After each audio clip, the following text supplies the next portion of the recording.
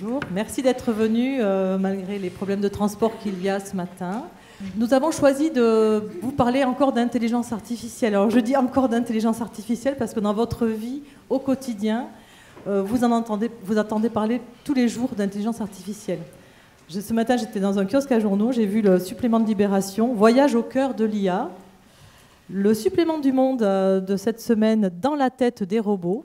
Donc effectivement, on est entouré d'intelligence artificielle. Donc on a choisi pendant 1 heure d'essayer de décrypter avec vous ce que c'est que l'intelligence artificielle au service des RH.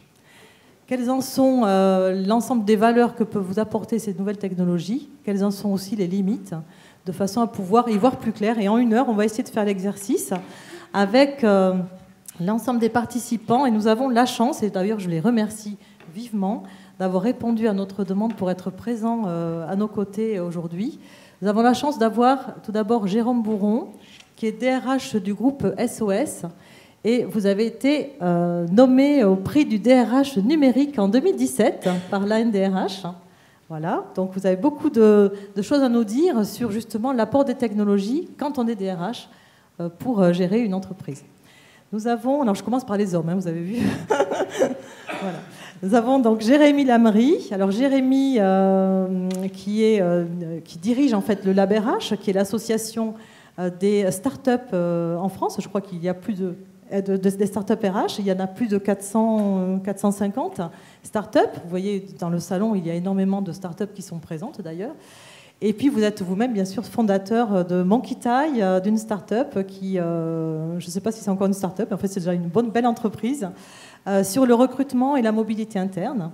Voilà. Et, nous avons ensuite Aline Skwarnek, qui est universitaire chercheur spécialisée en prospective des métiers RH et qui a piloté avec Franck Brier, qui est ici, pour le compte de la NDRH, des 70 ans de la NDRH, toute l'étude sur la prospective des métiers RH. Et elle pourra nous porter son regard sur l'évolution des métiers, notamment liés aux nouvelles technologies. Et moi-même, donc Véronique Montama, et je m'occupe de Sopra HR, de l'offre Sopra HR. Nous sommes un acteur autour des solutions et des services RH pour les grandes entreprises. Voilà, donc nous allons essayer donc de commencer par porter ce regard croisé. Alors tout d'abord, je vous donne une information. Si vous souhaitez poser des questions pour qu'on puisse répondre et qu'on puisse vraiment adapter notre discours à votre demande, vous pouvez vous connecter sur slido.com. Vous utilisez le hashtag SSRH. Vous avez le choix sur plusieurs salles. Ici, nous sommes dans la salle Renoir. Et vous pouvez poser vos questions et on fera 2 pauses de questions. Parce que dans la conférence, on a choisi de présenter la conférence en 2 axes. Tout d'abord, quels sont les risques de l'intelligence artificielle et ensuite les opportunités. Et donc on fera 2 pauses questions, donc n'hésitez pas à poser les questions au fur et à mesure.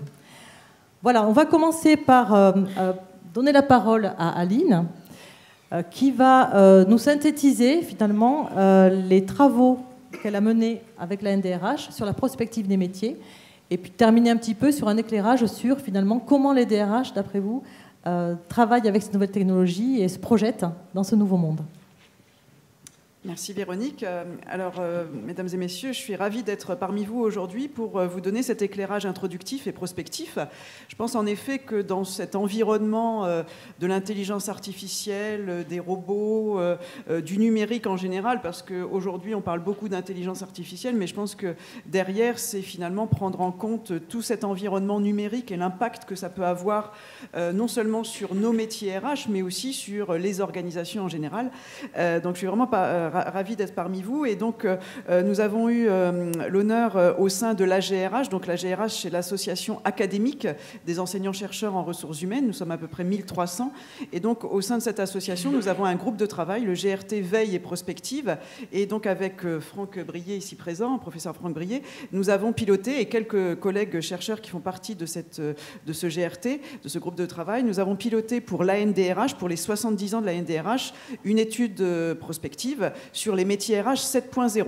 Alors, est-ce que 7.0, c'est de l'intelligence artificielle? Je ne sais pas. Alors, vous avez certainement posé la question, pourquoi 7? Parce que je pense qu'aujourd'hui, on est à peu près à 3.0. L'usine du futur, on commence à parler de 4.0. Alors, 7.0, pourquoi 7.0? Tout simplement parce que c'était les 70 ans de la NDRH et on trouvait que c'était très ambitieux de se projeter. Donc, c'est peut-être là aussi une vision futuriste de parler déjà de 7.0. Alors, en fait, la NDRH, pour ses 70 ans, s'était positionnée justement sur le chiffre 7. Donc, au travers de cette étude prospective que nous avons menée avec une méthodologie relativement rigoureuse, une méthodologie de chercheurs, parce qu'aujourd'hui, il y a aussi une inflation, on fait quelques focus group et on se dit c'est de la prospective, voilà, on a réuni 3-4 personnes et puis on sort des tendances, des scénarios, etc. Non, la prospective repose sur une méthodologie très rigoureuse. Et donc nous avons utilisé à peu près 500 sources documentaires pour faire cette étude, réalisé 221 entretiens avec des acteurs, soit RH, soit manager, soit du monde, en tout cas des ressources humaines sur les territoires. Et ensuite, nous avons administré un questionnaire et eu 469 retours. Donc, vraiment une méthodologie avec plusieurs étapes, etc. Si vous regardez l'étude, c'est derrière un gros travail. Et ça a été également mis en perspective avec une autre étude rétrospective, cette fois-ci de l'APEC, qui a réalisé une étude sur l'analyse de 16 000 offres d'emploi pour faire ressortir finalement entre 2005 à date 2005-2015, quelles étaient les idées clés qui sortaient finalement dans les offres d'emploi RH que l'APEC pouvait centraliser. Et donc nous avons mis tout ça en perspective pour finalement sortir, avec la logique des 7 tendances, 21 scénarios. Au départ, on voulait faire 7 scénarios, mais on n'a pas réussi, il y avait trop de données. Donc 7 tendances, 7 scénarios et 7 méga compétences ou compétences, macro-compétences qu'on pourrait appeler de la sorte. Alors, je ne vais pas rentrer dans le détail de l'étude, nous donnerons un peu plus d'informations cet après-midi dans notre conférence AGRH, référence RH, sur la globalité de l'étude, mais ce que je voulais partager avec vous, c'est justement donner quelques idées sur les 7 tendances et mettre le focus justement sur les pistes qui sont vraiment liées au numérique et en particulier à l'intelligence artificielle. Donc, au travers de ces 7 tendances, à la fois des confirmations, c'est l'objet d'une étude prospective, la confirmation de certaines tendances lourdes, mais aussi peut-être des ruptures ou des signaux faibles qui apparaissent. Alors sur les 7 tendances, on a bien entendu confirmé l'idée d'un monde en transformation profonde. Alors ça, c'est intéressant parce que finalement, ça positionne bien les équipes RH dans cette logique de la transformation. Et là encore, cette idée de transformation à la fois des organisations, et je pense que les métiers liés à l'accompagnement du changement, etc., sont bien des métiers RH, et je pense que là, justement, l'intelligence artificielle pourra apporter de la data intéressante pour aller encore plus loin. Pour moi, c'est pas une fonction à part, tout ce qui a trait à la transformation, c'est vraiment au cœur des réflexions RH, sur aussi l'accompagnement beaucoup plus des personnes. Et donc là aussi, on voit qu'aujourd'hui, et on en reparlera autour de cette table, que finalement, les données peuvent faciliter aussi les solutions que l'on va pouvoir apporter demain à chacune des personnes de l'organisation, qu'elles soient, je dirais, salariées ou collaborateurs avec des statuts peut-être demain qui vont évoluer. Et puis aussi l'accompagnement sur les territoires. Et ça, je pense que c'est quelque chose d'important. Et là, par rapport peut-être aux solutions numériques qui existent aujourd'hui, peut-être que là, il y a encore beaucoup de progrès à faire pour imaginer des solutions qui permettraient finalement, sur un territoire donné, un bassin d'emploi, etc., eh bien, de fédérer des réflexions RH. En tout cas, cette idée de transformation avec les 3 scénarios associés était vraiment une confirmation, mais une confirmation qui va un petit peu plus loin, surtout sur l'idée d'accompagnement plus personnalisé et l'accompagnement des territoires. Deuxième tendance, le développement des communautés. Alors là, on s'est appuyé sur les travaux de la CIA et en particulier les 3 scénarios qui ont été imaginés par la CIA pour le monde de demain, en 2030. Et on a repris cette idée des communautés, puisque c'est apparu dans les réflexions. Et là, tout ce qui a trait, bien entendu, au marketing RH, à la marque employeur, etc., mais aussi derrière à l'idée d'être un veilleur de tendance. Et là, je crois que justement, par rapport à ça, l'idée des data est vraiment importante. On a un 3e scénario, alors alors là, vraiment sur le sujet, un environnement de plus en plus numérique. Donc cette tendance du numérique a été constatée. Sauf que finalement, vous le verrez, mais je le dirai plutôt en conclusion, qu'on a sorti 3 scénarios qui sont des scénarios gradés. Et là, la question, c'est que finalement, les résultats ne sont pas très satisfaisants, mais je laisse le suspense et j'en dirai quelques mots à la fin. 4e tendance, une bienveillance attendue. Même si on est dans un monde de plus en plus numérique, etc., je crois que la dimension relationnelle sera toujours importante. Et je pense que c'est le lien qu'il faut faire entre intelligence artificielle, nouvelles solutions qui peut effrayer justement tout un chacun. On le voit avec l'accident récent de la voiture sans conducteur aux États-Unis. Et donc derrière, je crois qu'il y a cette idée quand même de comment on va repositionner l'humain dans tout ça. Et donc cette idée de bienveillance a été vraiment au cœur de notre étude aussi. Un enracinement administratif revisité. Alors là aussi, ça fait écho aux solutions digitales qu'on va associer ou pas, c'est-à-dire que la confirmation d'un besoin d'activité classique administrative demeure, par contre, peut-être plus dans les équipes RH traditionnelles, peut-être un peu plus en périphérie avec des prestataires, dont les éditeurs de logiciels qui seront peut-être un peu plus présents, et donc cette idée du dedans-dehors au sein des services RH, et donc de compétences techniques nécessaires, mais qui, là aussi, avec les nouvelles solutions, seront certainement amenées à être repensées, mais en tout cas une compétence qui demeure en tout cas importante. Une quête de pilotage stratégique et performant, là aussi c'est une confirmation, alors ça fait des années qu'on parle de la dimension stratégique de la RH, mais là pour faire le lien aussi avec l'enjeu de l'intelligence artificielle, c'est non seulement la dimension stratégique, mais c'est aussi la dimension performance. Et tout ce qui va être tableau de bord, reporting, etc., je crois que là aussi il y a dans les équipes RH besoin de se poser la question de où on en est aujourd'hui et qu'est-ce qu'on pourrait faire peut-être de mieux demain par rapport à cette mesure de la performance globale, à la fois business mais aussi sociale, et quels sont justement les impacts possibles des nouvelles solutions digitales sur ces sujets. Et puis la dimension stratégique, là aussi, je pense qu'aujourd'hui, le DRH, en tout cas, si on prend ce métier, est un personnage clé de l'organisation. Mais là aussi, on voit qu'en fonction de la taille, en fonction des secteurs, c'est des questions qui peuvent encore être aujourd'hui posées dans certaines organisations. Donc c'est aussi derrière une reconnaissance du positionnement de l'activité RH dans l'organisation, et en particulier dans des entreprises plus petites, et bien quid finalement de la personne qui va porter ce discours si on n'a pas forcément un RH, mais en tout cas c'est vraiment cette dimension à la fois des métiers associés, mais aussi de la thématique RH qui doit être centrale et qui doit être portée dans une TPE par exemple par un dirigeant. Donc quelle coloration RH on doit aussi apporter à des managers dans des organisations qui, en fonction des tailles, n'ont pas forcément un service RH important.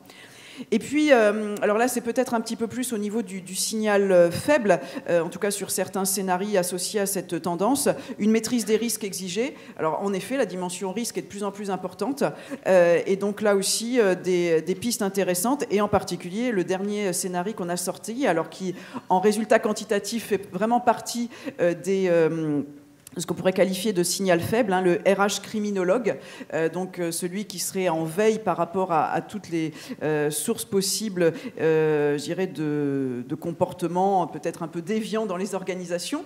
Et là aussi, on voit bien que peut-être la data peut peut-être apporter des informations intéressantes par rapport à cette idée demain, malheureusement, au regard des montées des violences, etc., dans les sociétés, et bien de cette idée d'un RH criminologue. Donc voilà, donc je ne veux pas en dire beaucoup plus, c'est plus pour faire un peu de teasing et d'introduire le débat prospectif, et puis surtout de profiter d'expériences beaucoup plus concrètes de mes co-conférenciers pour vous inviter à aller sur le site de l'ANDRH pour lire notre étude si vous ne l'avez pas déjà fait, ou regarder les petits films sur YouTube qui ont été faits lors de la présentation au mois d'octobre pour les 70 ans de l'ANDRH. Je vous remercie et je vous donnerai quelques informations plus précises en conclusion sur nos 3 scénarios plus en phase avec le numérique. Merci Aline. Alors pour rentrer maintenant dans le plus détaillé dans l'intelligence artificielle et puis l'impact sur la fonction RH, on va donner la parole à Jérôme. Et peut-être Jérôme, en introduction, vous pouvez nous préciser déjà votre groupe, votre entreprise, et puis nous donner votre vision sur ces technologie qui arrive maintenant dans l'entreprise et que vous avez commencé à maîtriser puisque vous avez eu le prix du DRH numérique. Merci Véronique. D'abord, par parenthèse, très heureux que cette tribune compte autant de femmes que d'hommes, c'est pas si fréquent pour le souligner. Le groupe SOS, vous le savez sans doute toutes et tous, mais pour le rappeler d'un mot, ce sont 15 000 femmes et hommes, et troisième genre au passage, puisqu'ils existent aussi, qui s'occupent d'1,5 million d'autres en France. Ces autres personnes étant des personnes en situation de fragilité conjoncturelle ou structurelle par le handicap, l'addiction, la maladie, le grand âge, etc. 15 000 personnes donc qui ont basé leur pertinence professionnelle et les métiers du care autour de l'intelligence humaine d'abord, mais qui aujourd'hui trouvent leur travail augmenté par l'introduction des technologies d'abord et aussi de formes d'intelligence artificielle qu'on va détailler plus avant tout de suite. Le risque que je vois majeur de l'intelligence artificielle, il est aussi présent que celui qu'on a dans l'intelligence humaine, c'est celui d'abord d'une forme de cécité sur nos biais inconscients. Je lisais récemment une étude d'une jeune femme qui a repéré que les outils de reconnaissance faciale reconnaissaient moins bien les visages d'une jeune femme noire que ceux d'un homme blanc, d'un homme noir ou d'une femme blanche. On risque, par l'intelligence artificielle, selon les données qu'on y introduit, de reproduire les mêmes biais inconscients dans notre profession qui est attentive autant à l'humain, à la performance de l'organisation qu'à la maîtrise des risques. On risque d'introduire les mêmes biais inconscients donc que l'on a dans nos pratiques de recrutement ou de mobilité interne. C'est un premier élément de vigilance auquel il me semble qu'il nous faut être attentif et qui, en plus, peut être maîtrisé par l'introduction dans nos métiers managériaux et RH d'une forme de compétence de ces sujets, non pas seulement se laisser agir par la machine et en être qu'un consommateur passif, mais veiller à en comprendre les mécanismes, à devenir le maître des algorithmes et pas seulement celui qui en bénéficie. Cette cécité numérique qu'on pourrait regretter si on n'était pas non seulement conscient, mais acteur résolu à voir mieux, elle est d'autant plus frappante que les solutions SaaS nous mettent dans l'illusion que tout est apporté clé en main. Je nous invite, nous, professionnels du champ, aussi bien RH, SIRH qu'éditeurs, à aller au cœur des machines et à comprendre ce qui les programme pour en déterminer les fruits les plus pertinents pour nos métiers. En même temps qu'on introduit des enjeux de transformation numérique et d'intelligence artificielle, il me semble qu'il faut continuer à inclure les personnes qui forment nos organisations dans cette logique de transformation. Et donc, à l'occasion de l'augmentation de nos capacités RH par ces technologies, penser à inclure les personnes qui ne sont pas nativement toutes porteuses de ces compétences dans la transformation en cours. Au groupe SOS, à l'endroit des 15 000 collaborateurs et collaboratrices, on a mené une étude qui visait à vérifier que chacun savait basiquement déjà allumer un ordinateur, ensuite se repérer sur Internet, ensuite déterminer le degré de véracité d'une information, ensuite se repérer et utiliser les outils numériques mis à sa disposition. Important, à mon sens, de ne pas partir du présupposé que tout le monde embarqué dans la transformation par la volonté d'un leader ou d'une équipe RH serait par nature inclus sans y avoir été préparé et avoir développé les compétences associés. Le risque enfin, avant de parler tout à l'heure des opportunités évidemment, c'est celui de ne pas considérer que l'augmentation de nos capacités RH va venir mécaniquement de la machine. Autrement dit, on peut être amené, parce que inclus dans des bulles cognitives, plus encore qu'on ne l'était avant par la sociologie des organisations, on peut être amené à répliquer des comportements et donc à ne pas repérer le meilleur profil parce que la machine nous aura dit que telle personne fondée sur l'analyse du passé serait la meilleure personne pour occuper le poste qu'on projette pour l'avenir. Ne pas donc se fonder, quand on parle de machine learning, sur uniquement l'analyse du passé, mais veiller à continuer d'introduire les enjeux d'analyse qui permettent d'accorder sa chance au profil atypique, à la personne dont on estime par toute une série d'analyses qui ne sont pas seulement des issues d'ABAC, qu'elle va être la bonne personne au bon endroit pour assurer la performance attendue. Donc, je nous invite à l'occasion de cette transformation numérique à sortir de l'ère industrielle, à ne pas rester dans la réplication mécanique, mais bien à continuer d'introduire l'intelligence humaine au cœur de l'intelligence artificielle. Merci Jérôme. Alors pour compléter cette vision en fait sur les risques, sur les zones d'ombre que peut apporter l'intelligence artificielle, Jérémy, en tant que responsable du Lab RH, vous avez anticipé finalement ces risques, notamment sur la partie éthique, puisque vous avez mené en fait une écriture en fait de la charte éthique que vous essayez d'installer, d'instaurer et de diffuser en fait ce message de façon à faire prendre conscience aux acteurs du numérique qu'il y a une responsabilité sur l'utilisation de ces nouvelles technologies. Donc quel est votre regard sur les risques, les zones d'ombre liées à l'intelligence artificielle? Merci Véronique. Mon regard, pour être très honnête, il est très critique. Il est très critique parce qu'aujourd'hui, l'innovation numérique dans les ressources humaines, c'est le Far West. C'est le Far West. Il n'y a pas de règles. Il n'y a pas de règles. Il y a plus de 600 startups RH en France. Et je parle des startups, mais on peut aussi parler des acteurs historiques qui produisent aussi des solutions numériques pour les ressources humaines. Il y a plus de 600 startups RH en France. 85% des entrepreneurs de ces startups n'ont jamais fait de ressources humaines de leur vie. Ce sont eux qui codent les algorithmes qui vont dans les solutions que les DRH achètent. Donc mon constat, il part de là. C'est une solution numérique, qu'on va dire un minimum intelligente. C'est une solution qui traite de la donnée. Pour traiter de la donnée, il faut des algorithmes. Un algorithme, c'est ce qu'on appelle une suite finie d'opérations logiques. C'est-à-dire que si j'additionne telle donnée ou telle donnée, si je les croise, si je les compare, il faut un algorithme pour faire ça. On pourrait le faire à la main, et à la main, on ferait cette opération, puis cette opération, puis cette opération. Dans l'exemple d'un processus RH, c'est le tri d'un CV, par exemple. C'est le tri d'un CV. C'est-à-dire qu'à la main, historiquement, en tant que recruteur,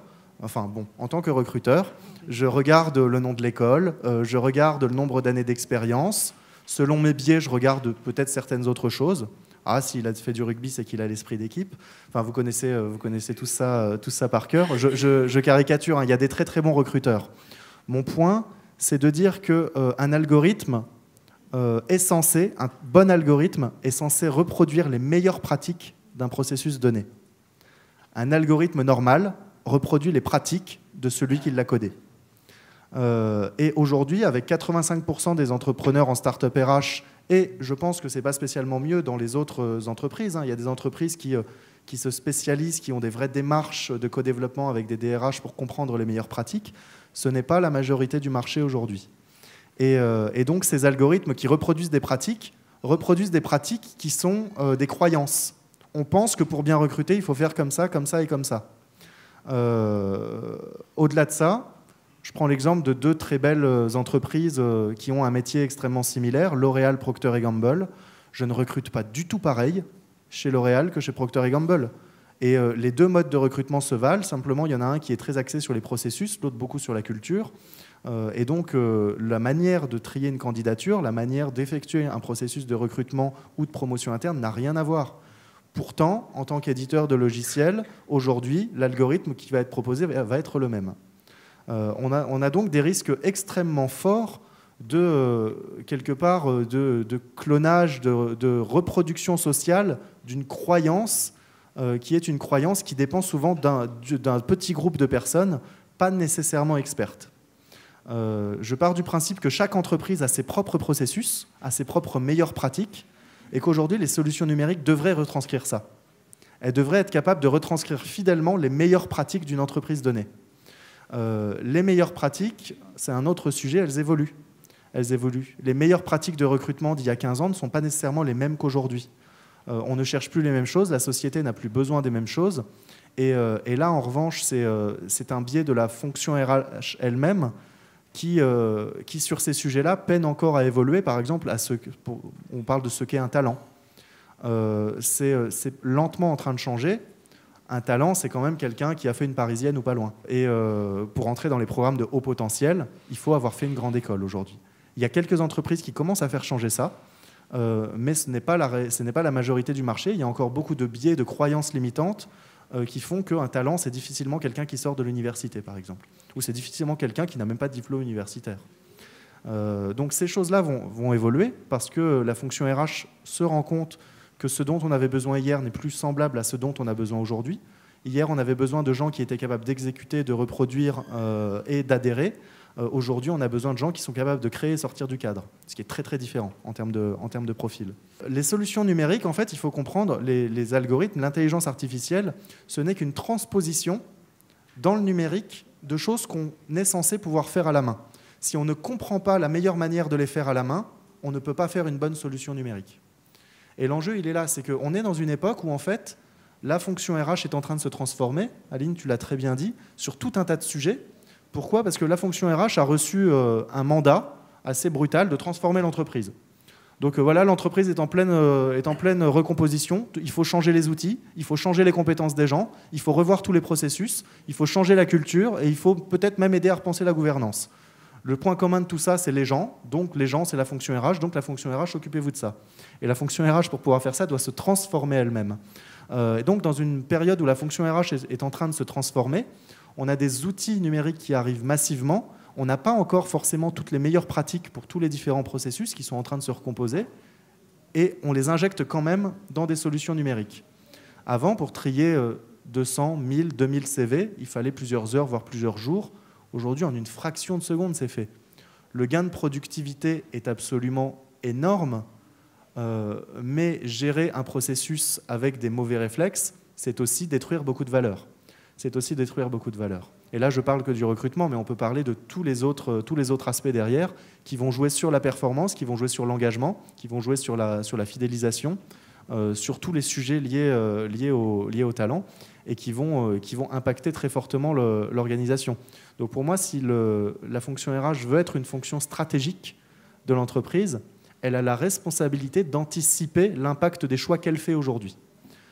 Et ça implique par comprendre les impacts des solutions numériques. Il faut y aller parce que les entreprises qui n'iront pas vers des solutions numériques pour dématérialiser et digitaliser tout un tas de processus de la fonction RH, elles seront à la traîne demain et elles feront partie de celles qui se prendront le mur. Donc il faut y aller. Le sujet, c'est qu'il faut y aller, mais pour ça, il faut aussi comprendre. Il faut comprendre et anticiper. Et c'est là que l'intelligence artificielle intervient en tant qu'outil d'aide à la décision. Tout n'est pas noir. Je pense que le potentiel de l'intelligence artificielle est absolument gigantesque pour aider la fonction RH à mieux faire son travail. Quand je dis mieux faire son travail, c'est-à-dire que la machine peut prendre tout un tas de tâches qui sont routinières, qui ne créent pas forcément de valeur directe, et que la fonction RH, elle, peut se concentrer sur un rôle beaucoup plus humain, qui est le rôle d'attirer, de développer, de fidéliser les talents, d'anticiper, et donc finalement des rôles qui vont être beaucoup plus liés à une sorte de coach organisationnel. Coach organisationnel, une fonction qui va être beaucoup plus centrée sur la notion de responsabilité et à travers l'éthique. Et c'est là que l'enjeu de l'éthique, la boucle était un peu longue, Véronique, mais je pense que c'était important pour y arriver, parce que vous comprenez bien que les choix qui sont faits aujourd'hui sur les solutions qu'on intègre dans le numérique impactent directement l'organisation qu'on aura demain. Ça, c'est quelque chose que je pense à plus grande échelle vrai également. Les choix qu'on fait aujourd'hui dans notre société, nos modes de consommation, déterminent directement la société dans laquelle on va vivre demain. Acheter local ou pas, consommer du Netflix ou du Amazon en permanence ou pas, ça nous enferme dans des sillons idéologiques. L'intelligence artificielle, on pourra y revenir après. Et c'est un sujet que je pense très très important, notamment sur comment la culture d'une organisation est capable d'évoluer. Donc l'éthique, on l'a défini au LabRH comme la capacité à respecter les libertés, les droits et le potentiel des individus. C'est une adaptation qu'on a faite notamment pour les enjeux de la fonction RH, mais une société éthique est une société qui respecte les libertés, les droits et le potentiel des individus. C'est-à-dire que ce n'est pas seulement le présent, ça se projette aussi dans l'avenir. Et je pense que le rôle éthique de la fonction RH est très très fort. Il y a un gros débat en ce moment, parce qu'en parallèle de la charte qu'on essaie de construire avec le LabRH et la CFE-CGC notamment, sur une utilisation éthique du numérique dans les ressources humaines, il y a également l'idée d'une charte éthique de la fonction RH au sens large ou d'une déontologie au sens large, et ça fait beaucoup de débats, parce qu'il y a beaucoup de gens qui disent on n'a pas besoin d'un code pour apprendre à travailler, hein. Un bon RH, ça sait travailler. Oui, un bon RH, ça sait travailler, comme un bon médecin, ça sait travailler. c'est quoi un bon médecin? C'est quoi un bon RH? Et je pense que ces choses-là, il faut les définir. Et personnellement, je ne suis pas opposé à l'idée d'une mise en place d'une charte éthique ou déontologique de la fonction RH au sens large. Mais dans un premier temps, avant de vouloir attaquer le mammouth, je pense qu'il faut adresser le sujet direct qui a le plus d'impact, c'est le numérique. C'est le numérique. Et comment est-ce que le RH, qui n'est pas un acteur natif des sujets numériques, peut s'emparer du numérique de manière responsable? Et ça, c'est tout le sujet, parce qu'avec l'intelligence artificielle, vous l'aurez compris, on peut accélérer la productivité, le processus, mais on peut aussi accélérer les biais et la destruction de valeur. Merci Jérémy pour cette vision qui est tout à fait prospective, hein, puis, qui pose question effectivement sur la transformation des métiers de la fonction RH. Nous, chez Sopra, nous sommes un industriel de solutions RH, donc notre métier, c'est de construire des solutions qui sont finalement des outils que nous mettons à votre disposition pour que vous puissiez conduire vos politiques RH. Il faut le voir comme ça, en fait. C'est une technologie, c'est un outil. Et finalement, par analogie, on peut se dire que c'est comme si on veut aller de Paris à Marseille. Avant, on mettait une semaine pour y aller. Après, on est passé à 2 jours, après 1 jour. Et maintenant, on y va avec le TGV en 2 heures et quart. Et il faut le voir comme ça, en fait. Aujourd'hui, l'intelligence artificielle va permettre d'aller, effectivement, comme le TGV, d'aller plus rapidement à Marseille. Et finalement, nous, on apporte cette technologie. Alors, cette technologie, bien entendu, elle est beaucoup plus sophistiquée qu'avant. Elle va demander beaucoup plus d'expertise pour pouvoir la comprendre, l'utiliser à bon escient. Et donc, c'est tout l'enjeu, effectivement, de l'évolution des métiers et de cette frontière aussi entre, finalement, ce que l'homme va faire, c'est-à-dire, est-ce qu'on va accepter demain d'avoir un TGV autonome qui va transporter toutes les personnes de Paris à Marseille, ou est-ce que, finalement, on a toujours besoin d'avoir un conducteur qui va se faire épauler par un ensemble de technologies. Et aujourd'hui, dans le cockpit de pilotage d'un TGV, vous avez vu, il n'y a que des écrans partout. Donc, les technologies sont présentes pour aider à une mission et une stratégie. Et donc, finalement, aujourd'hui, le métier d'un conducteur de TGV, il a totalement évolué. Le conducteur de TGV, c'est quelqu'un qui sait cohabiter avec des technologies, qui les comprend, qui sait les utiliser à bon escient. Et par analogie, on pourrait se dire demain, le DRH, finalement, il va avoir à sa disposition un éventail de technologies et il va devoir, du coup, savoir les maîtriser, savoir les utiliser à bon escient pour arriver à sa fin, qui est sa mission RH. Il faut le voir comme ça, en fait, tout simplement. Donc ces technologies, bien entendu, elles sont possibles. Regardez, aujourd'hui, on peut parler à son téléphone portable, on pose une question et le téléphone répond. C'est-à-dire qu'on sait maîtriser la sémantique, la transformation vocale, on sait comprendre très rapidement et on sait donner une réponse. Donc les technologies sont là. Il faut savoir, finalement, comment les utiliser à bon escient dans les outils RH. Voilà, et je pense que c'est ça aujourd'hui, finalement, le regard qu'on doit porter aujourd'hui et connaître leurs limites, effectivement, parce qu'effectivement, il y a le chant des sirènes. On peut se dire, mais c'est fantastique, on pourrait faire recruter totalement des personnes par des intelligences artificielles. Il y a d'ailleurs certaines entreprises aux États-Unis ne sont pas loin de déléguer totalement le recrutement à des machines.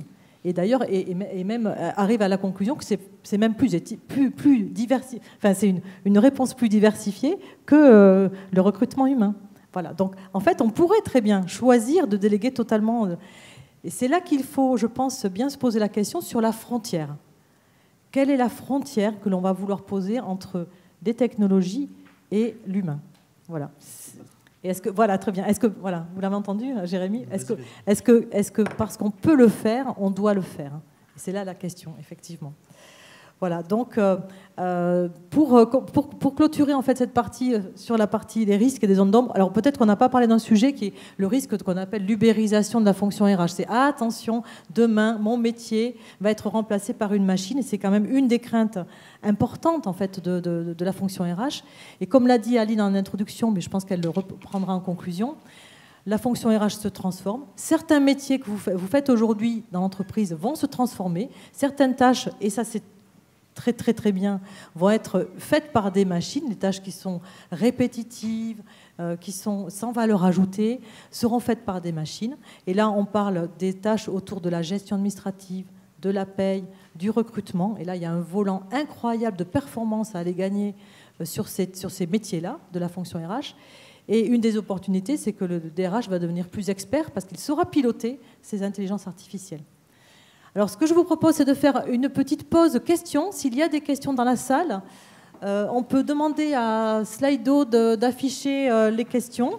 Voilà. Et puis, on va essayer d'y répondre. Je vais répondre. Ne pensez-vous pas que les entrepreneurs favorisent au contraire une ouverture pour diminuer la réplication du standard RH ? J'en suis convaincu, j'en fais partie. Je milite fortement. Quand j'ai créé Monkey par exemple, j'ai créé Monkey pour que la personnalité, les moteurs de motivation soient pris en compte dès l'amont du processus de recrutement. Et pas juste une fois qu'on a trié les CV et qu'on a gardé les 5 finalistes. Donc je suis convaincu que les entrepreneurs, que beaucoup d'entrepreneurs se battent pour ça. Mon point, c'est que c'est au bon vouloir de l'entrepreneur. Et c'est ça le problème. C'est que comment est-ce qu'on... Enfin, s'il n'y a pas de règles, par définition, il n'y a pas de règles. Donc c'est bien que ce soit au bon vouloir des gens. Je pense qu'aussi, il faut le cadrer un minimum. Parce qu'on n'est pas sur de la finance ou du marketing, c'est la vie des gens. Deuxième question, comment faire attention au biais des algorithmes ? Je pense qu'on a un petit peu répondu dans nos différentes interventions. La question, c'est qui pense ces algorithmes ? si, comme tu l'as dit, ce sont des personnes qui n'ont pas forcément une sensibilité, une formation, une compétence RH, forcément que la solution miracle, elle sera forcément limitée. Alors que s'il y a une co-construction, voire même une forte implication des équipes RH pour construire ces solutions, je pense que justement, on pourra beaucoup plus contextualisé, adapté en fonction des situations, puisque finalement, la programmation, elle dépend de qui va programmer. Et la question, c'est la question des acteurs.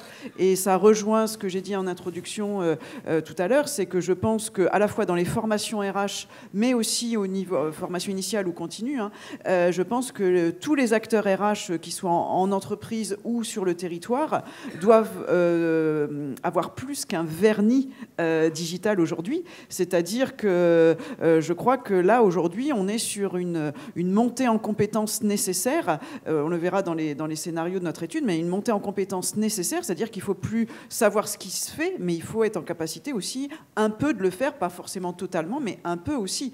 Parce que je pense que là, les enjeux et les risques, et puis les problématiques éthiques seraient forcément beaucoup plus importantes si ce n'était pas le cas, et ce qui malheureusement est un petit peu le cas dans le Far West que tu as décrit. Alors, une question sur l'éthique, justement. Voilà. Respecter le potentiel de l'employé ou du candidat, plus difficile que le genre ou l'origine. Mais comment concrètement ? Oui, tu disais, Véronique, qu'on pourrait déléguer totalement le processus de recrutement, par exemple, à une machine. Mais en fait, ce faisant, on le délègue à d'autres humains qui sont ceux qui ont programmé la machine. Il ne faut pas avoir l'illusion que c'est la machine elle-même, quand elle me sort un scoring des candidats dans mon application, que ce soit elle qui ait fait elle-même le travail de le déterminer. C'est des personnes qui ont programmé le fait qu'à 96%, cette personne correspond au standard que j'ai moi-même décidé. Donc c'est une interaction humain-humain à travers une plateforme informatique. Le service que me rend le plus grand service que me rend la plateforme de recrutement aujourd'hui, c'est pas tellement de me classer les personnes par ordre d'arrivée, c'est plutôt de me permettre d'avoir une facilité à regarder les CV en masse, à digitaliser les CV plutôt qu'à les mettre sur papier. Voilà, aujourd'hui, le principal service que je trouve à ces solutions-là, il est là, et le scoring m'apparaît être sinon insatisfaisant, et en tout cas à questionner. On a créé, nous, 3 plateformes, j'y reviendrai peut-être tout à l'heure, au groupe SES. Et ce à quoi on est attentif, c'est non seulement à l'éthique, mais aussi à la responsabilité, qui est un mot complémentaire, mais qui est un mot plus fort, parce que si on cite Jonas, c'est toujours bien à 10h du matin d'avoir comme ça une petite référence, agit de façon que les effets de ton action soient compatibles avec la permanence d'une vie authentiquement humaine sur Terre.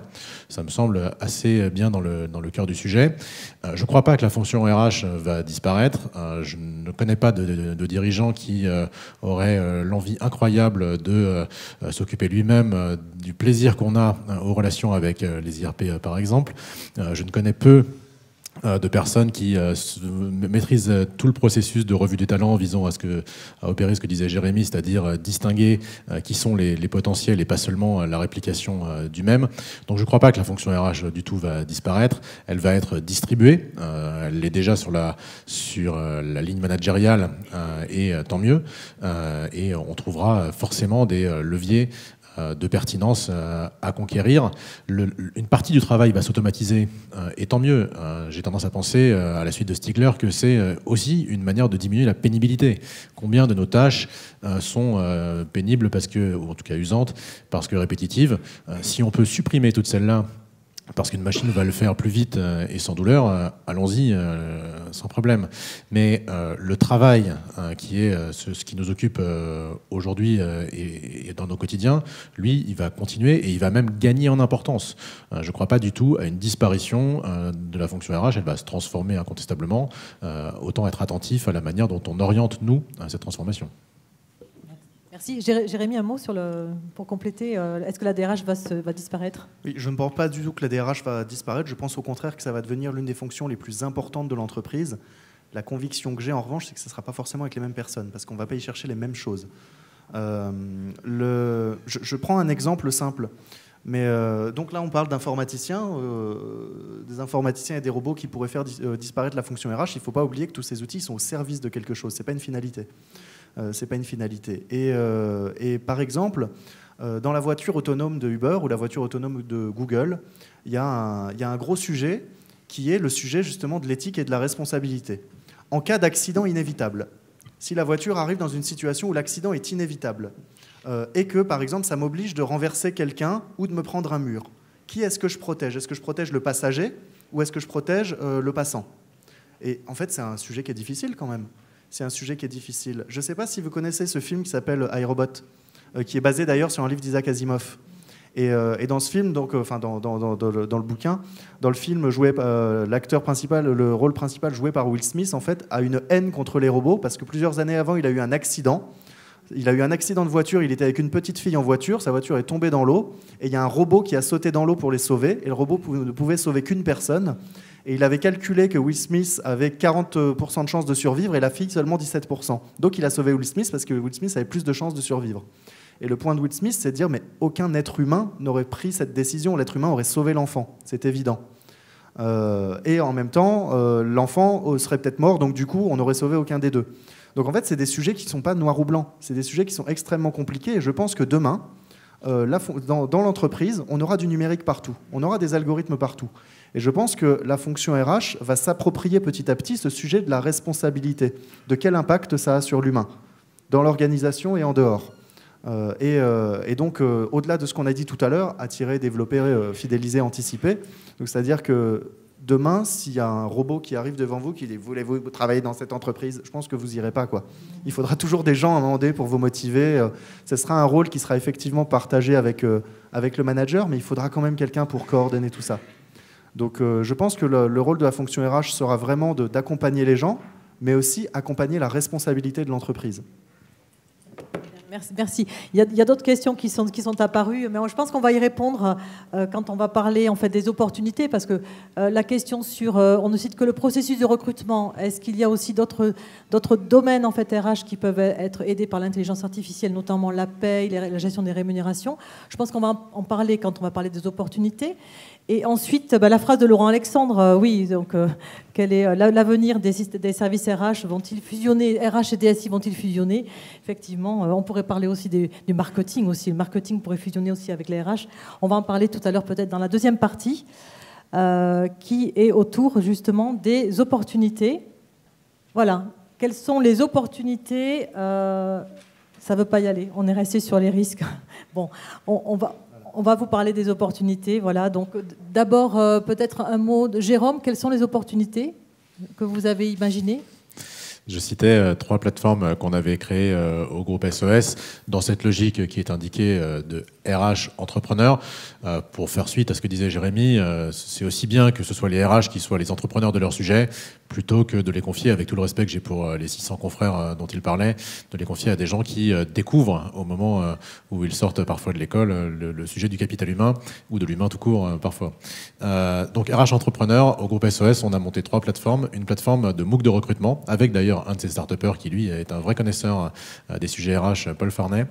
On a monté des MOOC de recrutement recrutement donc, qui rendent service autant aux candidats qu'on ne retient pas dans le processus de recrutement qu'aux personnes qui nous rejoignent, qu'aux recruteurs. Autrement dit, lorsqu'on a à recruter sur des métiers où on reçoit 1000-1500 CV, le fait de pouvoir faire bénéficier les candidats d'un MOOC de recrutement au cours duquel ils actualisent leurs compétences métiers en revisitant les fondamentaux de leur métier nous permet de sélectionner celles et ceux qui nous semblent maîtriser le mieux les compétences à l'issue du MOOC. Permettent aussi à celles et ceux qui ne sont pas retenus dans le processus de candidature d'avoir bénéficié d'une revisite de leurs compétences même en n'étant pas retenus. Donc ça nous semble être un service sociétal à rendre en plus de la politesse, la courtoisie de dire non à une série de personnes. Et enfin, ça facilite évidemment le travail des recruteurs pour leurs opérations. Dans les questions qui étaient posées, celle qui consistait à dire on parle du processus de recrutement comme le plus automatisable me fait penser soit qu'on a un point de désaccord, et tant mieux, c'est bien la controverse, soit qu'on n'a pas du tout été clair. Moi je pense que c'est le moins automatisable. Autant le calcul d'une paye simple ou le calcul ou la gestion administrative me semble gagner très largement à la digitalisation parce que nous évitons à nous humains la pénibilité des tâches répétitives, autant le processus de recrutement, il me semble terriblement nécessaire de lui conserver sa plus grande part d'humanité et sa moindre digitalisation, au-delà des aspects faciles de je numérise les CV qui sont quand même la brique de base à l'heure du numérique. On a monté une deuxième plateforme qui s'appelle Les Bons Profils et qui justement vise à aider nos clients entreprises qui cherchent des collaborateurs et des collaboratrices sur les métiers de première qualification à recruter les bonnes personnes au-delà des biais cognitifs qui sont les leurs. Autrement dit, le groupe SOS accompagne par an environ 800 personnes qui sont issues de parcours de décrochage scolaire ou de chômage de longue durée ou de passage par la case prison pour certains. Et ces 800 personnes, à travers nos 18 filières d'insertion par l'activité économique, on les qualifie. Ils ont tous un CQP en sortant de nos dispositifs. Ils apprennent les savoir-être, ou ils réapprennent, ou ils réactivent les savoir-être qui leur sont utiles en entreprise. Et donc, ils sont prêts au travail. Cette plateforme, Les Bons Profils, elle permet de mettre en valeur ces profils-là en faisant table rase du passé qui jamais n'aurait amené un recruteur à se pencher plus d'un quart de seconde sur le CV d'un sortant de prison ou d'un jeune en décrochage scolaire. Là, par cette plateforme donc, qui introduit de la data et de l'intelligence artificielle, on pousse auprès des recruteurs qui nous confient leur recrutement les profils qui nous semblent les mieux adaptés à leurs besoins en cumulant la valeur de l'agrégation de données avec la connaissance que nos alchimistes du recrutement, c'est le petit nom qu'on leur a trouvé, mettent à chacun de ces profils pour les accompagner dans la performance dans l'emploi. Troisième plateforme qu'on a montée, c'est une plateforme de reclassement interne. À ma connaissance, il n'en existe pas sur le marché chez les éditeurs et donc on a décidé de la développer nous-mêmes pour les situations vécues d'inaptitude ou le cas échéant, ça n'est pas arrivé encore mais ça pourrait être de licenciement économique. Vous le savez que même si ça a allégé depuis les ordonnances récentes, l'employeur a une obligation de reclassement des salariés et fort heureusement. En développant cette application, on s'est dit qu'il nous fallait absolument un outil pour agréger tous les maillons de la chaîne, les juristes en droit social, les RH, la médecine du travail, la mission handicap, etc., de manière à être au plus près de l'accompagnement de ces profils. Et on s'est dit aussi qu'on allait mettre peu d'intelligence artificielle dans la solution, qu'on allait faire en sorte de mettre des ressources documentaires, des courriers types, qu'on allait vraiment aider le processus de travail de ces acteurs, mais pas leur apporter construite une solution préfabriquée.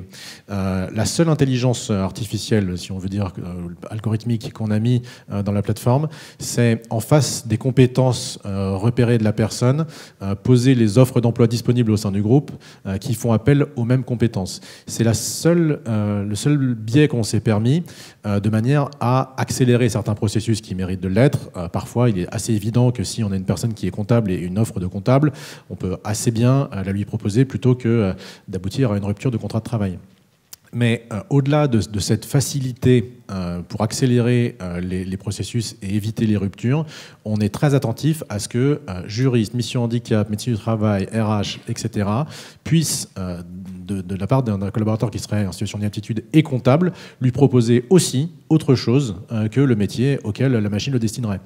Donc voilà 3 exemples par lesquels il me semble qu'on gagne en productivité, en efficacité, en pertinence à l'occasion de la digitalisation, dans lesquels on peut introduire de la data et de l'intelligence artificielle, mais à dose mesurée et en ayant conscience qu'elle n'est que le reflet de ce qu'on veut y mettre, tout en laissant une bonne place à l'intelligence humaine, non pas seulement pour exister en tant que fonction RH, je ne crois pas qu'on ait besoin de ça, mais plutôt pour laisser circuler et laisser infuser la pertinence qu'on met à l'étude de la complexité d'un profil humain.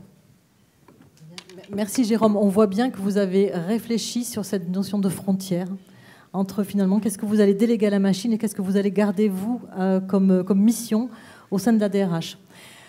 Jérémy, peut-être un mot sur les opportunités, les fabuleuses opportunités que propose l'intelligence artificielle pour les RH.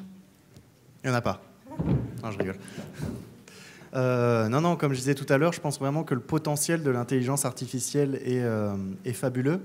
Et quand on parle d'intelligence artificielle, je vais le séparer en... C'est très caricatural, mais je vais le séparer en 2 grands domaines. C'est-à-dire l'intelligence artificielle telle qu'on la connaît aujourd'hui, c'est-à-dire des algorithmes qui sont plus ou moins sophistiqués et qui vont permettre de traiter de la donnée pour générer de nouvelles données, donc pour vous proposer des recommandations par exemple. Et après, il y a l'intelligence artificielle dure comme le machine learning. Et donc je pense que dans le premier domaine, c'est ce qui occupe aujourd'hui la réelle intelligence artificielle dont on parle sur le marché. C'est de ça dont on est en train de parler, des algorithmes qui traitent de la donnée, soit pour remplacer quelque chose qu'un humain faisait, soit pour générer de la donnée qu'on n'était pas capable de générer avant parce qu'il y avait trop d'infos. L'exemple du big data, par exemple. Je pense que là-dessus, en fait, la fonction RH n'est historiquement pas une fonction de la donnée. Et je pense qu'on améliore durablement que ce qu'on mesure. Ça, c'est mon passé de physicien. Et je pense que l'arrivée de l'analytics, de la gestion de la donnée dans la fonction RH, va permettre de beaucoup mieux piloter. En pilotant beaucoup mieux, c'est une énorme opportunité pour la fonction RH de valoriser ce qu'elle fait. La fonction RH est depuis trop longtemps vue comme un centre de coûts. Et pour que la fonction RH soit reconnue comme un centre de profit et d'évitement de coûts cachés, c'est un bon moyen de mesurer son impact réel. Et donc je pense que l'arrivée de l'intelligence artificielle va permettre de beaucoup mieux mesurer, avec toujours ce bémol de attention, il ne faut pas tomber dans la démesure et chercher à tout mesurer non plus. Il faut que ça reste un métier humain. Mais je pense que c'est important de pouvoir mesurer ce que fait la fonction RH pour pouvoir la valoriser. Ça, c'est une grosse opportunité. Sur les sujets du machine learning, moi je suis pour le coup... aujourd'hui, et peut-être que dans 2-3 ans ça changera, mais aujourd'hui je suis assez critique et catégorique, je pense qu'il ne faut pas y aller. Je pense que le machine learning est aujourd'hui une erreur en ressources humaines, parce que le machine learning se base sur des données issues du passé pour projeter l'avenir, en essayant d'apprendre en permanence. Je pense que quand on se base sur le passé pour prédire l'avenir, il faut que le passé soit exemplaire. Les ressources humaines, c'est le cas typique où on sait très bien que le passé n'est pas exemplaire. Et donc, dans la mesure où on ne maîtrise pas la qualité des données, simplement, j'irai pas. Et je m'appuierai plus sur des experts des ressources humaines qui me diront, écoutez, voilà si on veut bien faire les choses, comment il faut faire, plus que sur une machine qui n'a pas une intelligence plus grande que celle d'un enfant de 3 ans. Je prends l'exemple de la reconnaissance faciale, je l'aime bien. Le machine learning produit des effets waouh. Vous avez tous en tête cet exemple du deep learning qui a permis de battre le champion du monde d'échecs et même le champion du monde de Go. Et effectivement, c'est impressionnant parce que la machine a appris toute seule, de partie en partie, et au bout d'une vingtaine de parties, elle a gagné face au champion du monde de la discipline. Sauf que dans les échecs et dans le Go, il y a des règles, il y a un nombre fini de cases, un nombre fini de pions et un nombre fini de règles. La vraie vie, c'est pas comme ça. La vraie vie, il n'y a pas un nombre fini de cases, il n'y a pas un nombre fini de règles, c'est beaucoup plus complexe que ça. Et on ne peut pas résumer la vie à une simple partie d'échecs avec des règles et des pions. Et c'est pour ça que je pense que le machine learning est quelque chose d'extrêmement pas prêt. Dans le sens où, pour qu'une machine arrive à reconnaître un chat, avec plus de 85% de certitude, il faut lui montrer à peu près 10 000 photos de chats en lui disant « ça, c'est un chat ». Ça, c'est une des manières de faire. Un enfant de 3 ans, on lui montre 2 photos de chat, il sait pour toute sa vie ce qu'est un chat. Donc quand une machine est 5000 fois moins performante qu'un enfant de 3 ans, j'hésiterais beaucoup à lui confier les process qui gèrent mon capital humain. Merci. Donc, peut-être un regard sur l'intelligence dite faible, c'est-à-dire c'est l'intelligence artificielle qu'on utilise aujourd'hui dans les applications de gestion. Nous, au niveau des opportunités, on en voit deux, parce que nous, on est un acteur non pas du recrutement, mais un acteur de la gestion administrative et de la paye. Et on voit deux types d'usages concrets que l'on intègre dans nos solutions. Premier usage, c'est bien sûr traiter des données, parce que l'intelligence artificielle va nous permettre de traiter plus rapidement que l'humain une masse d'informations importantes, mais ce sont aussi des process. Est-ce que je peux juste rebondir?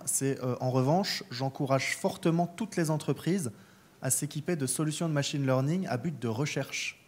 Ça, je pense que c'est extrêmement important. C'est que je pense que ça ne doit pas être dans l'opérationnel et dans le quotidien. En revanche, toutes les entreprises devraient avoir une équipe de chercheurs pour rechercher sur ces sujets-là et être prêtes pour le jour où l'intelligence artificielle, elle, sera prête. C'est la vigilance, oui, tout à fait. Donc pour en revenir sur ce qui est possible aujourd'hui.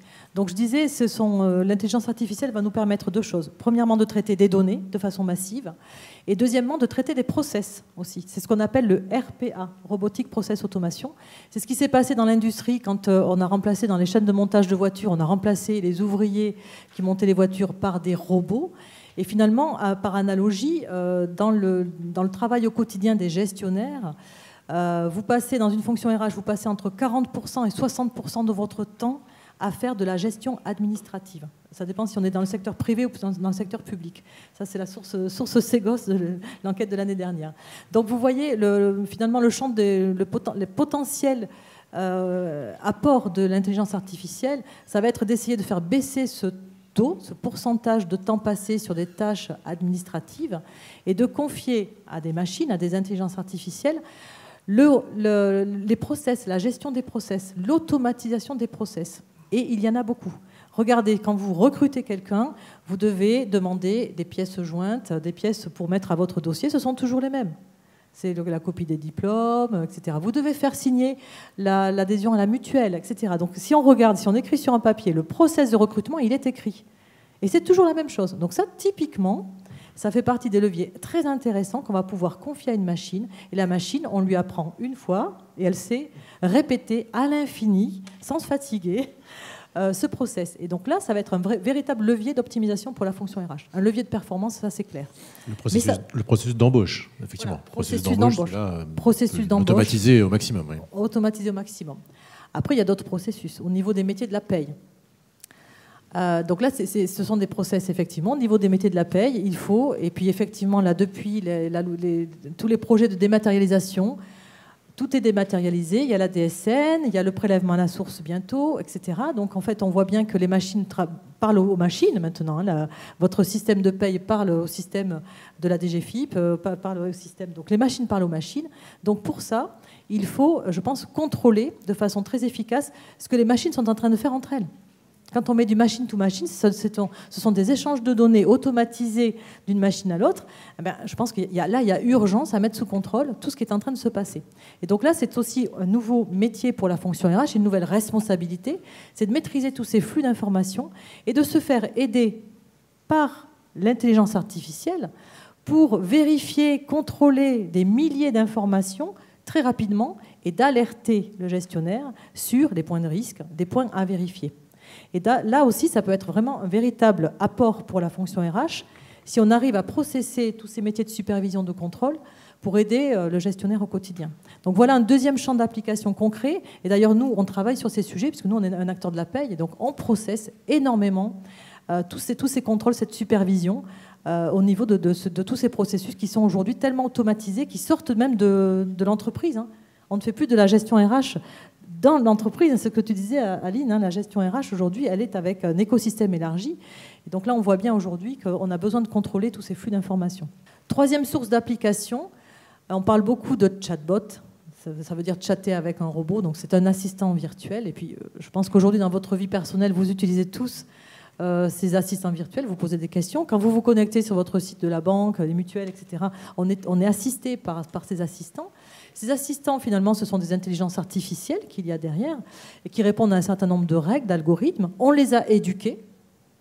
Donc là, effectivement, on se pose la question, qui va éduquer ces chatbots, hein? Est-ce que ce sont des informaticiens, comme c'est beaucoup le cas aujourd'hui, ou est-ce que ça va être des professionnels de la fonction RH qui vont savoir transférer leur expertise qu'ils ont aujourd'hui? Aujourd'hui, c'est le gestionnaire qui répond au collaborateur quand le collaborateur lui pose une question. Demain, c'est l'intelligence artificielle à travers cet assistant virtuel qui va prendre le relais pour aider au support de premier niveau la fonction RH. Donc, qui est-ce qui va éduquer ce robot? Nous, on aimerait que ce soit les professionnels de la fonction RH qui, quelque part, acquièrent cette nouvelle compétence de manager de robots ou de, comme on entend dans la littérature, de coach de robots, de manager de robots, qui fait partie aussi des nouveaux métiers qu'on voit apparaître en fait aujourd'hui dans les entreprises. Juste pour vous citer un exemple, on vient d'accompagner un grand ministère dans la mise en place d'un chatbot pour aider les gestionnaires de la fonction RH. Alors c'est un grand ministère, donc ils ont 2000 gestionnaires de la fonction RH.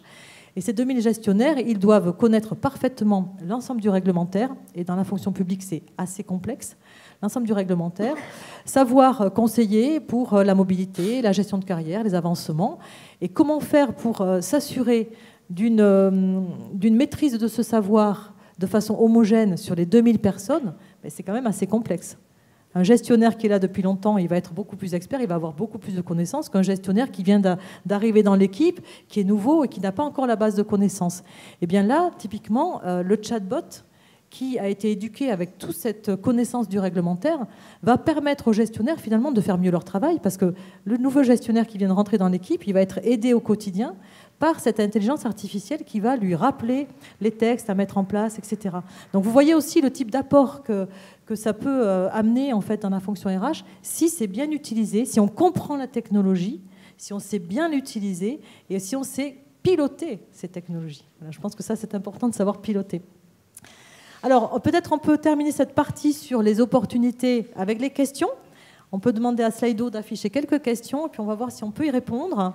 On ne cite que le processus de recrutement qui est le plus automatisable. Qu'en est-il des autres process? Bon, je pense que Jérôme y a répondu. Pour la personne qui avait posé cette question, est-ce que vous considérez que c'est traité? Oui. Oui, très bien.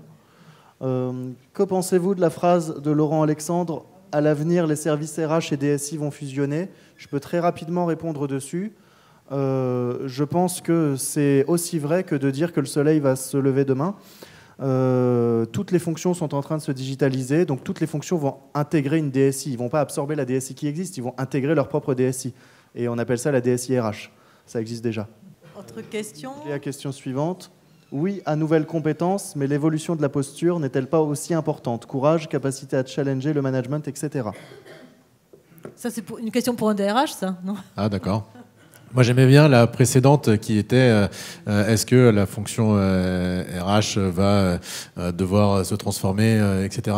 J'aimais bien celle-là parce qu'il se trouve qu'au groupe SOS, on s'occupe de personnes âgées dépendantes. Et que ces personnes âgées dépendantes, on a à leur service des objets connectés, des applications qui permettent de soutenir leurs capacités relationnelles, mémorielles, cognitives, etc. On a même des exosquelettes ici ou là pour les aider à retrouver de la motricité et de la préhension fine. Je nous invite à étudier cette métaphore et à considérer qu'on n'est pas encore totalement âgé dépendant dans nos professions RH et managériales et qu'on n'a peut-être pas besoin à ce stade de béquilles, au risque d'atrophier nos muscles un peu prématurément. Et donc l'intelligence artificielle, oui, lorsqu'elle permet d'augmenter nos capacités en étant conscient de la responsabilité et que ne se joue rien moins là que le contrat social. Mais si l'intelligence artificielle est une béquille simplement pour s'appuyer et s'éviter des efforts, alors, à mon avis, on risque de perdre trop vite nos capacités d'agilité. Donc, on doit effectivement transformer les postures managériales et RH, on l'a assez dit. Est-ce qu'on doit apprendre à coder? Bien sûr, il y a d'excellentes formations. Simplon.co, par exemple, vous forme au Ruby, au Python, et je vous invite à le faire. C'est pas si dur pour l'avoir expérimenté. Ça vous apportera pas forcément la capacité vous-même de coder des applications, c'est pas forcément l'idée, mais vous découvrirez qu'il y a des enjeux démocratiques derrière ces sujets. Simplon l'explique assez bien et nous permet de comprendre que le codage, c'est, si on ne maîtrise pas ne serait-ce que les fondamentaux de sa compréhension, une manière de ne pas participer à l'espace démocratique et professionnel. Merci, merci. Donc, écoutez, je pense qu'on ne va pas forcément pouvoir répondre à toutes les questions parce que là, vu l'heure, et on me fait signe, Norbert me fait signe au fond de la salle. Il y en a 3, moi je dis on y répond 10 secondes à chaque. Oui, d'accord. Ok. Les gens prennent la peine de poser les questions. Donc, en revanche, s'il vous plaît, posez plus de questions, sinon je vais me faire engueuler après. Si l'offre IA se concentre sur le recrutement et la gestion des talents, qu'en est-il de la demande ? Donc, la personne qui a posé cette question, vous parlez des talents eux-mêmes. Est-ce qu'ils sont en demande d'IA? La demande de qui? Bon. Question suivante. L'intelligence artificielle va contribuer à une augmentation du big data. Sommes-nous outillés pour maîtriser ces nouveaux flux de data?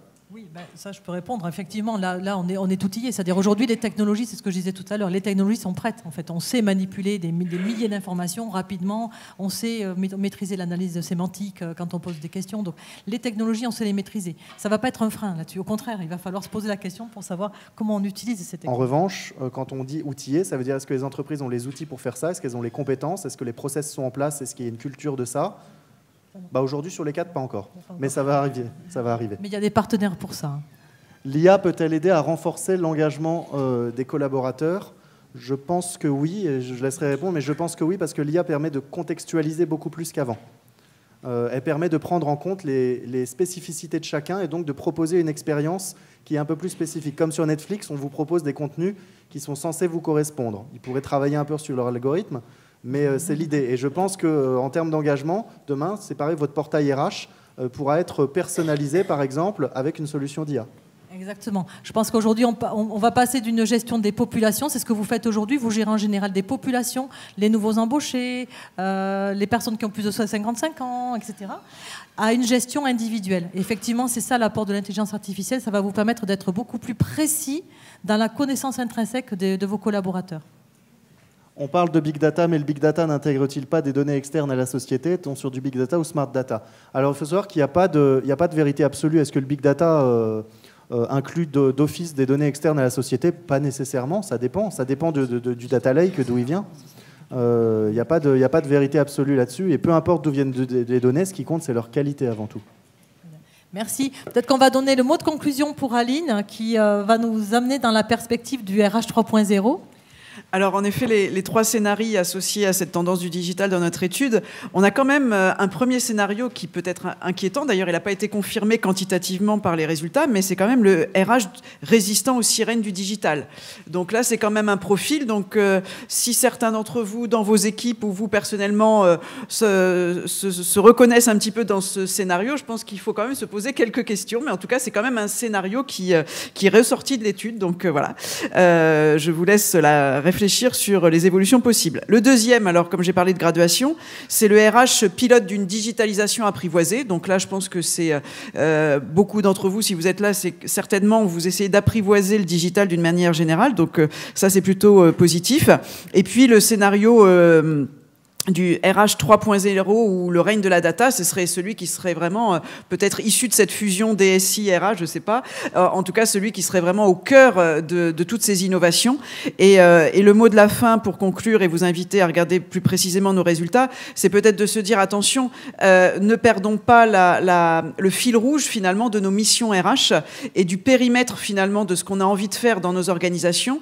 Et par rapport à ce qui a été dit également, c'est peut-être de se dire, attention, au travers de toutes ces innovations, derrière, c'est peut-être aussi se dire que les configurations dans lesquelles les activités RH vont évoluer seront peut-être pas les mêmes demain. C'est-à-dire que la fonction RH va garder son rôle, mais elle sera aussi en partage avec les managers, elle sera aussi en partage avec les collaborateurs. Nous, on parle aussi du moi RH, et en particulier avec toutes ces solutions innovantes, et aussi sur les territoires avec des acteurs RH qui seront beaucoup plus reliés, comme ça a été dit. Donc, je pense que le périmètre de la fonction RH va considérablement évoluer et c'est pour ça que nous, on a préféré parler de métier RH et pas uniquement de fonction. Merci.